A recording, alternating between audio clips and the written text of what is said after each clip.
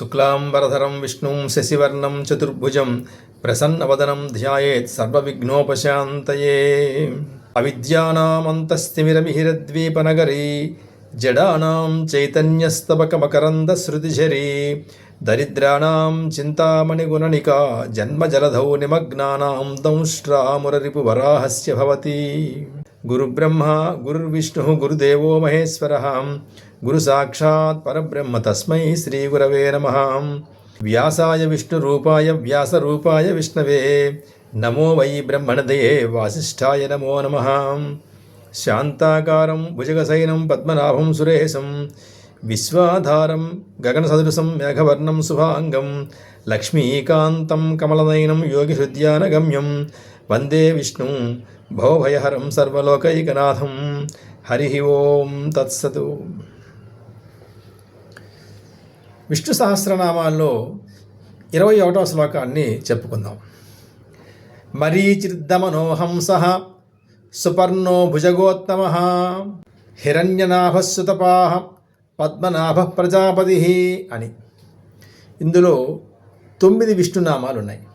మరీచయే నమః, దమనాయ నమః, హంసాయ నమః, సుపర్ణాయ నమః, భుజగోత్తమాయ నమః, హిరణ్యనాభాయ నమః, సుతపసే నమః, పద్మనాభాయ నమః, ప్రజాపతయే నమః అని 9 విష్ణునామాలు ఇందులో ఉన్నాయి. ఇందులో మొదటిది మరీచయే నమః అని. మరీచి అంటే కాంతి పుంజము అని అర్థం. మ్రియతే తమః ఇది మరీచి. తమస్సు అంటే చీకటి. చీకటిని తొలగించేటువంటిది ఏదో అది మరీచి. చీకటిని తొలగించేది వెలుగు. కాబట్టి ఆయన కాంతిపుంజంగా ఉంటాడు. ఆయన లోకంలో వెలుగుతున్నటువంటి వాడు అన్నింటిలో మహా వెలుగుగా ఆయనే ఉంటాడు. సూర్యభగవానులో ఉన్నటువంటి ఆ దివ్య తేజస్సు ఆయన. అలాగే లోకంలో సమస్త జీవరాశులలో ఉన్నటువంటి ఆత్మస్వరూపుడై ఆయనే వెలుగుతూ ఉంటాడు. పురుష సూక్తంలో కూడా ఇదే చెప్తుంది, మరీచీనాం పదమిచ్చంతి వేధసః అని. వేధసులు అంటే జ్ఞానులైనటువంటి వారు ఆ దివ్య తేజోమయుడైనటువంటి పరమాత్మ యొక్క దివ్యమైన పథాన్ని కోరుకుంటూ ఉంటారంటారు.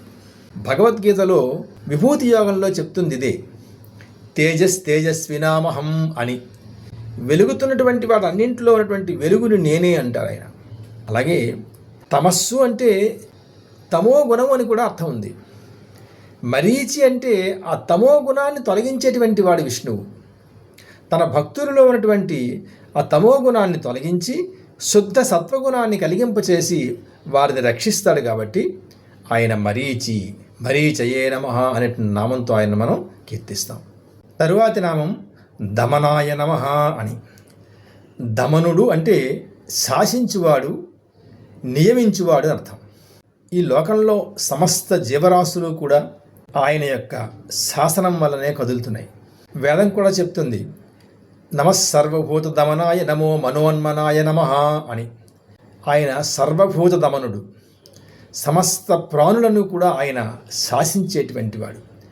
ఆయన శాసనం లేనిదే చిన్న చీమ కూడా కదలడం లేదు.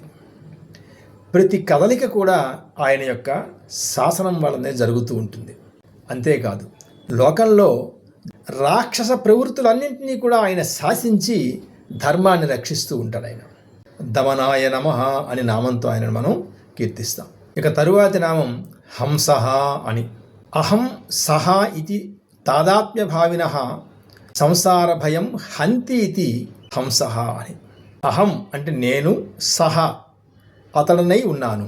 ఈ దేహంలో ఉన్నటువంటి ఈ నేను ఆ పరమాత్మనై ఉన్నాను అనేటువంటి భావనని ఎవరైతే పొందుతారో వాడికి ఈ సంసార భయం అనేటువంటిది ఉండదు. తన భక్తులలో ఈ అహం సహ అనేటువంటి ఈ భావనని కల్పించేటువంటి వాడు ఆ పరమాత్మ. కాబట్టి ఆయనను హంస అని అంటాం. హంసః అని.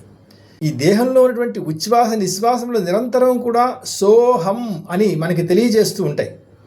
సోహం అతడు నేనై ఉన్నాను అని అర్థం. ఇందులో ఉచ్ఛ్వాసం సో అని, నిశ్వాసం హం అని వినబడుతూ ఉంటుంది. ఈ శ్వాసని మనం జాగ్రత్తగా గమనించినట్టయితే ఈ సోహం భావన మనకి అర్థమవుతుంది. ఈ సోహం భావనయే జీవుడిని సంసార భయం నుండి వేరు చేస్తూ ఉంటుంది. ఈ శుద్ధ సత్వమైనటువంటి ఈ భావనయే హంస. హంస సాధారణంగా పవిత్రమైనటువంటి ప్రదేశాల్లో తిరుగుతూ ఉంటుంది. అలాగే విష్ణువు తన యొక్క భక్తుల యొక్క దివ్యమైనటువంటి పవిత్రమైనటువంటి హృదయాలలో ఆయన సంచరిస్తూ ఉంటాడు. అలాగే ఈ హంస అనేటువంటి నామం సూర్యభగవానుడు కూడా ఉంది. హంస సూర్య అని. హంస తెల్లనైనటువంటి స్వరూపంతో అది ఆకాశంలో సంచరిస్తూ ఉంటుంది. అలాగే సూర్యభగవానుడు కూడా తేజోరూపుడై ఆకాశంలో సంచరిస్తూ ఉంటాడు. కాబట్టి ఆయనను మనం హంస అనేటువంటి నామంతో పిలుస్తాం. హంసకి ఒక లక్షణం ఉంది. అది పాలల్లో ఉన్నటువంటి నీటిని వేరు చేస్తుంది. అది అలాగే తన భక్తులలో ఉన్నటువంటి తమోగుణ సంబంధమైనటువంటి అహంకారాది గుణాలని వేరు చేసి శుద్ధ సత్వభావాన్ని కలిగింపచేస్తాడు. కాబట్టి ఆయనను హంస అనేటువంటి నామంతో పిలుస్తాం. హంసలు మానస సరోవరం లాంటి పవిత్రమైనటువంటి ప్రదేశాల్లో సంచరిస్తూ ఉంటాయి అవి. అలాగే భగవంతుడు కూడా భక్తుల యొక్క మానస సరోవరంలోనే విహరిస్తూ ఉంటాడు ఆయన. అంచేతనే ఆయనను మనం హంసాయ నమః అనేటువంటి నామంతో కీర్తిస్తాం. ఇక తరువాతి నామం సుపర్ణాయ నమః అని. పర్ణములు అంటే రెక్కలు అని అర్థం. సుపర్ణములు అంటే విశిష్టమైనటువంటి అందమైనటువంటి రెక్కలు కలిగినటువంటి వాడు అర్థం. గరుత్మంతుడు. గరుత్మంతుడు స్వామివారి యొక్క దివ్య వాహనం. స్వామివారి యొక్క దివ్య వాహనమైనటువంటి ఆ గరుత్మంతుడిలో స్వామి యొక్క ప్రకాశమే వెలుగుతూ ఉంటుంది. స్వామి యొక్క అనుగ్రహానికి పాత్రమైనటువంటి సమస్తము కూడా స్వామి యొక్క స్వరూపాలుగానే భావించాలి. అంచేతనే వేదం కూడా ఏం చెప్తుంది? ఓం తత్పురుషాయ విద్మహే సువర్ణపక్షాయ ధీమహి తన్నో గరుడ ప్రచోదయాతు అని. సువర్ణమయమైనటువంటి పక్షములతో విరాజిల్లుతున్నటువంటి ఆ గరుత్మంతుడిని మేము తత్పురుషుడిగా తెలుసుకుంటున్నాము అని అర్థం. కాబట్టి గరుత్మంతుడు కూడా శ్రీమన్నారాయణుడి యొక్క స్వరూపమే. గరుత్మంతుడి యొక్క ఆ రెక్కల వేగానికి కొండలు కూడా తుల్లిపోతూ ఉంటాయట. అలాగే గరుడ వాహనుడైనటువంటి ఆ స్వామివారి యొక్క దివ్య దర్శనం చేత జీవుడిలో పేర్కొని పోయినటువంటి పాపరాశి దూదిపిందెల వలె ఎగిరిపోతాయి అని చెప్తారు. అంచేతనే గరుడ వాహనుడైనటువంటి స్వామిని దర్శించడం అంత శ్రేష్టమైనటువంటిదిగా భావన చేస్తారు. అలాగే గరుత్మంతుడికి సర్పములు సహజ శత్రువులు. ఆ గరుత్మంతుడి యొక్క రాకతోటి సర్పములన్నీ కూడా భయపడి పారిపోతూ ఉంటాయి. అలాగే గరుడ వాహనుడు, గరుడ గమనుడు, గరుడధ్వజుడైనటువంటి ఆ విష్ణువు యొక్క దర్శనం చేత భక్తితో ఆ భగవానుణ్ణి సుపర్ణ అని పిలిచినంత మాత్రం చేత జీవుడి యొక్క సంసార విషసర్పాలన్నీ కూడా తొలగిపోతాయని శాస్త్రం చెప్తుంది. అంచేత సుపర్ణాయ నమః అనేటువంటి నామంతో ఆయన్ని మనం కీర్తిస్తాం. రామరావణ యుద్ధంలో రామలక్ష్మణులిద్దరూ కూడా నాగపాశ బద్ధులైనప్పుడు గరుత్మంతుడే వచ్చి ఆ నాగపాశాన్ని విడదీస్తాడు. వేదంలో పురాణాల్లో గరుత్మంతుడు సాక్షాత్తు నారాయణ స్వరూపుడుగా చెప్పబడుతుంది. తరువాతి నామం భుజగోత్తమాయ నమః అని. భుజేన గచ్చతాం ఇది భుజగః అంటే వంకరగా నడిచి వెళ్ళేవి అని అర్థం. వంకరగా నడిచి వెళ్ళేవి పాములు.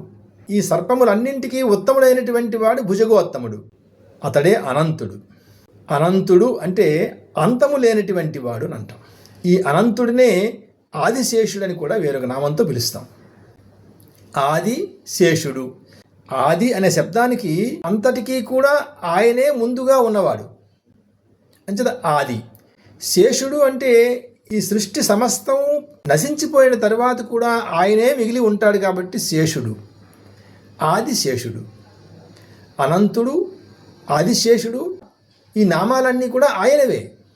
భగవద్గీత విభూతి యోగంలో చెప్తుంది అనంతశ్చాస్మి నాగానాం అంటారు. సర్పములలో అనంతుడిని నేనే అంటారు ఆయన. కాబట్టి ఆయన భుజగోత్తముడు. విశేషం ఏంటంటే ముందరి నామంలో సుపర్ణాయ నమః అని చెప్పి ఇక్కడ భుజగోత్తమాయ నమః అని కూడా చెప్తున్నాం. సుపర్ణుడు అంటే గరుత్మంతుడు. గరుత్మంతుడు ఆదిశేషుడు రెండూ కూడా ఆయనే. గరుత్మంతుడికి సర్పాలకి సాధశత్రుత్వం ఉన్నప్పటికీ కూడా విష్ణువు యొక్క తేజస్సుతో ప్రకాశించేటువంటి ఈ రెండింటికి కూడా సాధశత్రుత్వం అనేటువంటిది ఏమీ అక్కడ ఉండదు. అంచేత సుపర్ణాయ నమః అని భుజగోత్తమాయ నమః అని 2 నామాలతో కూడా ఆయన మనం కీర్తిస్తాం. ఇక తరువాతి నామం హిరణ్యనాభః అని. హిరణ్యం అంటే హితం, రమ్యం, హిరణ్యం. హితమైనది, రమ్యమైనది అని అర్థం. హిరణ్యనాభుడు అంటే హితమైన, రమ్యమైన నాభిస్థానం కలిగినటువంటి వాడు కాబట్టి ఆయన హిరణ్యనాభుడు. నాభిస్థానం అంటే కేంద్రస్థానం అని అర్థం. లోకంలో ఏది హితమైనదో, ఏది రమ్యమైనదో దానికి కేంద్రస్థానమైనటువంటి వాడు కాబట్టి ఆయన హిరణ్యనాభుడు. హితమైనటువంటివి, రమ్యమైనటువంటివి అన్నీ కూడా మనకి ఈ సృష్టిలోనే ఉంటాయి. ఈ సృష్టికి మూల కారణమైనటువంటి వాడు బ్రహ్మగారు. ఆ బ్రహ్మగారు ఆ పరమాత్మ యొక్క నాభిస్థానం నుండి వచ్చినటువంటి వాడు కాబట్టి ఆయన హిరణ్యనాభః అనే నామంతో ఆయన కీర్తించబడుతూ ఉంటాడు. అలాగే హిరణ్యనాభ శబ్దానికి మరో అర్థాన్ని కూడా చెప్పుకోవచ్చు.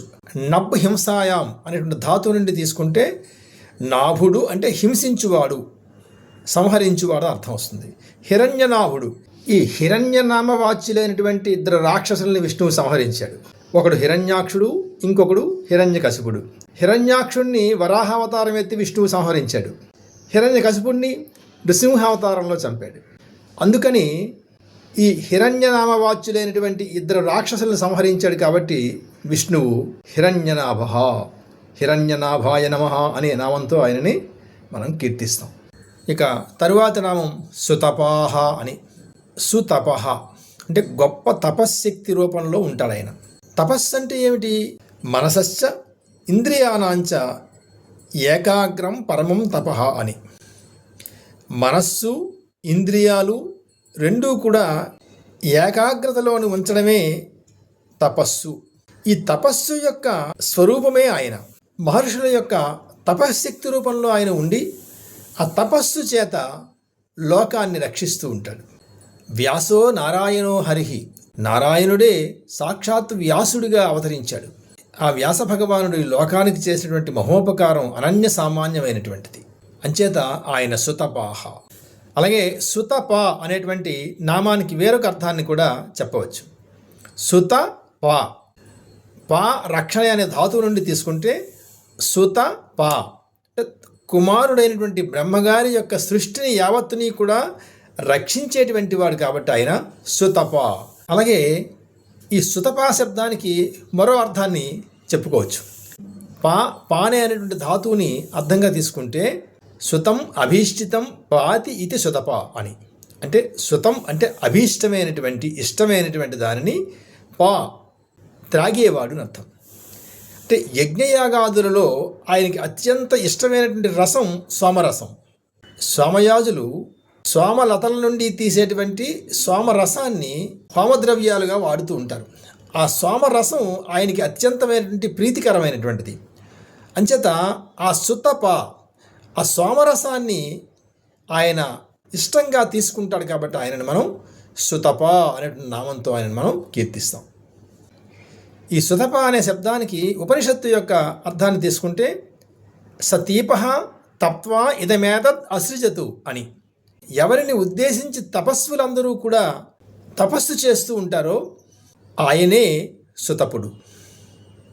లోకంలో ఈ తపస్సులు, యజ్ఞయాగాదులు అన్నీ కూడా ఆయనను ఉద్దేశించే చేయబడుతుంటాయి కాబట్టి ఆయనను సుతపాయ నమః అనే నామంతో కీర్తిస్తాం. ఈ సుతప అనే శబ్దానికి ఆదిశంకరుల వారు ఇంకా విశేషమైనటువంటి అర్థాన్ని వివరించారు. బదరికాశ్రమే నరనారాయణ రూపేణ శోభనం తపశ్చరతీతి సుతప అని.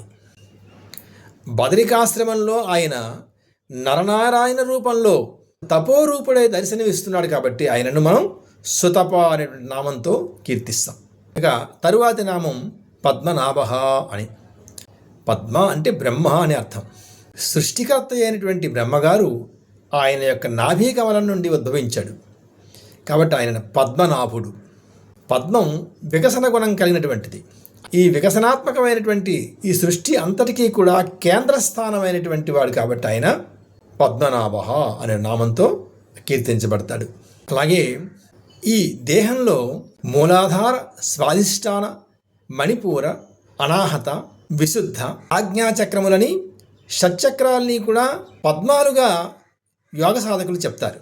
ఈ షట్చక్రములని దాటుకొని సహస్రారం అనేటువంటి మహాపద్మంలో ఆయన ఆనందామృత రస స్వరూపుడిగా యోగ సాధకులకి దర్శనమిస్తుంటాడు కాబట్టి ఆయనను పద్మనాభ అనేటువంటి నామంతో కీర్తిస్తాం.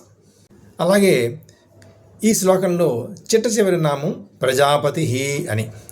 ప్రజా అంటే సంతానము అని అర్థం. ఈ సమస్త జీవరాశులు ఆయన యొక్క సంతానమే, ఆయన యొక్క బిడ్డలే. ఈ జీవరాశులు అన్నింటినీ కూడా ఆయన రక్షిస్తూ ఉంటాడు కాబట్టి ఆయనను మనం ప్రజాపతయే నమః అనే నామంతో కీర్తిస్తాం. మరీచిర్దమనోహంస సుపర్ణో భుజగోత్తమ హిరణ్యనాభస్సుతపా పద్మనాభ ప్రజాపతి అనేటువంటి 9 విష్ణునామాలతో ఈ 21వ శ్లోకాన్ని పూర్తి చేసుకున్నాం. తరువాత 22వ శ్లోకంతో మళ్ళీ కలుద్దాం. సర్వం శ్రీ మాతృచరణారవిందార్పణమస్తు. స్వస్తి.